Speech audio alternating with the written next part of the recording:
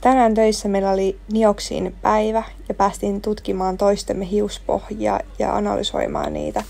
Mä oon aina luullut, että mulla on hyvä hiuspohja, mutta ei se olekaan niin, kun alettiin katsomaan näitä kuvia ja videoita, niin mulla oli tosi pintakuiva ja tukkeumia täynnä. Ei kun hedelmähappokuorintaa kehiin Nioxinilta. Aloitetaan levittämällä kuiviin hiuksiin, jonka jälkeen pestään sulle oikeilla tuotteilla. Mulle käytettiin tätä 3 shampoo tai hoitoainetta, jonka jälkeen on ihan best-kohta, nimittäin pesu. Sen jälkeenkin vaan föönataan ja laitetaan jätettävä hoitoaine sinne hiuspohjalle. Kampaaja auttaa valitsemaan sulle oikeat tuotteet tässä kohtaa.